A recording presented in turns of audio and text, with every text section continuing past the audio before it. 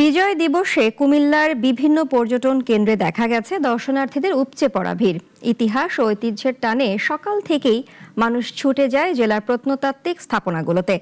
আবুল কালাম রুবেলের পাঠানো তথ্য ছবিতে ডেস্ক রিপোর্ট। বিজয়ের লাল সবুজের আবহে মুখরিত কুমিল্লার পর্যটন কেন্দ্রগুলো। মহান বিজয় দিবসের ছুটিকে ঘিরে শালবন বিহার, ময়নামতি জাদুঘর ও কোটবাড়ির প্রত্নতাত্ত্বিক স্থাপনাগুলোতে ছিল দর্শনার্থীদের ঢল।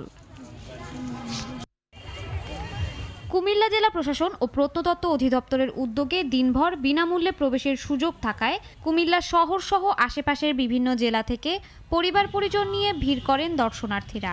সকাল থেকে সন্ধ্যা পর্যন্ত কোটবাড়ি এলাকা পরিণত হয় এক প্রাণবন্ত উৎসব স্থলে। বাংলাদেশের প্রাচীন বৌদ্ধ সভ্যতার গুরুত্বপূর্ণ নিদর্শন শালবন বিহার ও ময়নামতি জাদুঘরে শিশু কিশোরদের উপস্থিতি ছিল চোখে পড়ার মতো। অভিভাবকরা বলছেন, বিজয় দিবসের মতো জাতীয় দিবসে সন্তানদের দেশের ইতিহাস ও ঐতিহ্যের সঙ্গে পরিচয় করিয়ে দিতে এমন আয়োজন কার্যকর ভূমিকা রাখছে।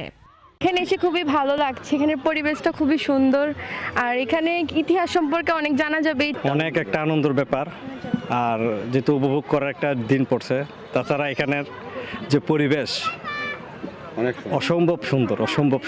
এটা যদি ওরা খনন করে পুরো জায়গাটা যদি দেখার মতো করতে, মানে অনেক সময় থাকে না মাটির নিচে গর্ত করানো, যেটা মানুষ দেখতে পারে। এখানে অনেকগুলো জায়গা আছে, কিন্তু এখানে কিছু দেখাও যাচ্ছে না, সবগুলো মাটির নিচে চাপা পড়ে গেছে। যে ঐতিহ্য, এটাকে আমি এই জীবনে প্রথম এখানে আসলাম, এজন্য আমার ভিতর থেকে অন্যরকম একটা ফিলিংস কাজ করছে। দর্শনার্থীদের নিরাপত্তা নিশ্চিত করতে পর্যটন কেন্দ্রগুলোতে পুলিশ ও প্রশাসনের সদস্যদের সার্বক্ষণিক দায়িত্ব পালন করতে দেখা গেছে।